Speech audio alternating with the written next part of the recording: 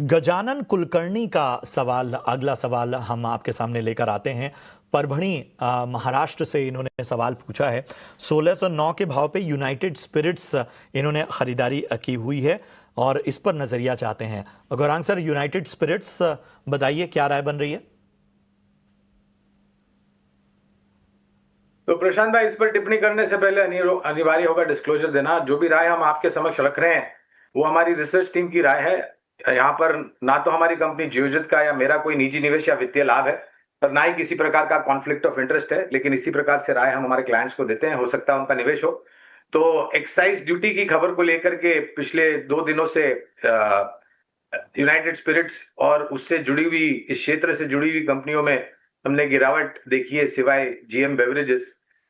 लेकिन हमारी जो बुनियादी आधार पे आकलन करती है टीम, उनके तरफ से यूनाइटेड स्पिरिट्स और यूनाइटेड बेवरेजेस, ये दोनों पर खरीदारी की राय है। दाम बढ़ने की आशंका है आईएमएफएल के ऊपर और उसके कारण शायद खपत को लेकर के कुछ गुंजाइश छोटी मध्यम अवधि में नीचे की तरफ आए, ऐसी अटकलें लगाई जा रही। और अगर ऐसा होता है तो मेरे ख्याल से 1-2 तिमाही के नतीजों पर नकारात्मक असर पड़ेगा। लेकिन लंबी अवधि के लिए हमारी रिसर्च टीम की तरफ से खरीदारी या बने रहने की राय है यूनाइटेड स्पिरिट्स और यूनाइटेड बेवरेजेस। यूनाइटेड स्पिरिट्स और यूनाइटेड बेवरेजेस पर इस वक्त राय जो है वो बुलिश नजरिया। चलिए बढ़ते हैं आगे। मंगलेश कामत का सवाल लेते हैं। जिंदल 100 पे राय जानना चाहते हैं और जिंदल 100 पे लक्ष्मीकांत जी इन्होंने लेवल नहीं बताया है, तो चलिए हम ये मान के चलते हैं हाल फिलहाल की इनकी खरीदारी है और इनके पास 300 शेयर हैं। बताइए क्या करना चाहिए? इस स्टॉक ने अभी 3 से 4 दिनों पहले यहाँ पर एक कंसोलिडेशन ब्रेकआउट दिया था अपसाइड की ओर। बट जैसे ही स्टॉक अपने उच्चतम स्तर पे पहुंचा, जिसके लेवल्स आ रहे हैं 260 के आसपास, वहां से हमें एक हल्की सी प्रॉफिट बुकिंग देखने को मिली है। बट ओवरऑल जो पुल बैक मूव है वो एक्सटेंड हो सकता है जब तक ये स्टॉक 215 के ऊपर सस्टेन हो। 215 220 के आसपास 20 डीएमए लेवल्स भी हैं। तो मुझे लगता है कि यहाँ पर एक अगर स्टेबिलिटी मिलती है स्टॉक को तो हमें फर्दर अपसाइड के मूव देखने को मिलेंगे। अगर ये अपने इमीडिएट रेजिस्टेंस 260 लेवल को क्रॉस करता है, देन आफ्टर हमें 284 के लेवल्स भी देखने को मिल सकते हैं। तो 215 के स्टॉप लॉस के साथ ये जिंदल 100 को होल्ड करके चल सकते हैं। तो यहां पर होल्ड करने की सलाह जिंदल 100 में, नजरिया पॉजिटिव इस वक्त लक्ष्मीकांत जी का। तमल दास कोलकाता से हमारे एक दर्शक हैं, इन्होंने सवाल पूछा है। वोल्टास पर राय जानना चाहते हैं। 210 शेयर इनके पास हैं गौरांग सर और 1350 के भाव पे इन्होंने खरीदारी की है। फिलहाल नुकसान में है, बताइए क्या करना चाहिए? देखिए प्रशांत भाई, अगर ये लंबी अवधि का निवेश है, अगर निवेश लंबी अवधि का है तो हम बने रहने की राय देंगे।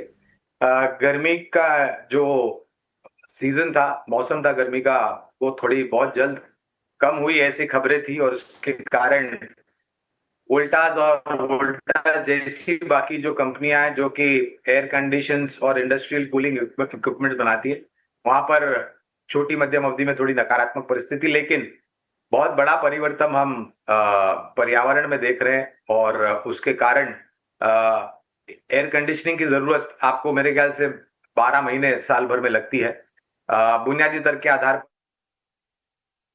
ठीक है, तो यहां पर जो है लंबी अवधि के नजरिए से आपको बने रहने की सलाह मिलती हुई। चलिए अगला सवाल हमारे अगले दर्शक का लेते हैं, यूट्यूब के जरिए आया है।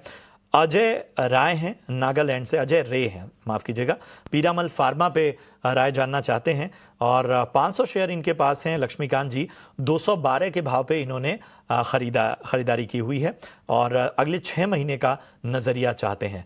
तो बताइए पीरामल फार्मा में 212 के भाव पे इनकी खरीदारी है, हल्के नुकसान में है लेकिन 6 महीना और समय देना चाहते हैं।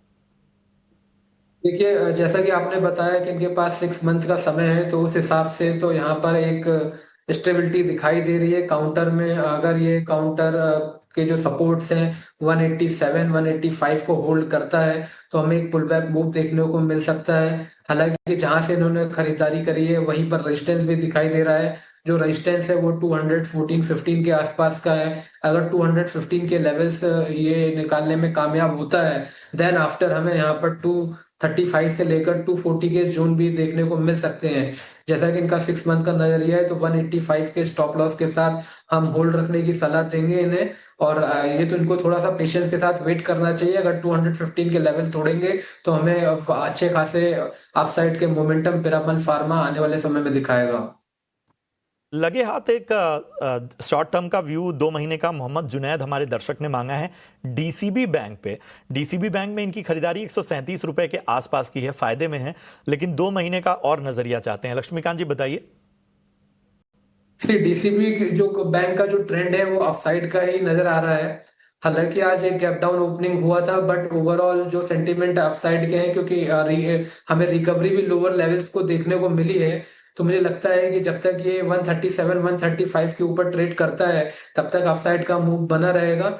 अपसाइड के रेजिस्टेंस 150 के आसपास आ रहे हैं। 150 के लेवल्स को ब्रेक करेगा तो वहां से 165 के लेवल्स भी देखने को मिलेंगे। तो मुझे लगता है 135 के स्टॉप लॉस के साथ वन डीसीबी बैंक को ये होल्ड करके चल सकते हैं।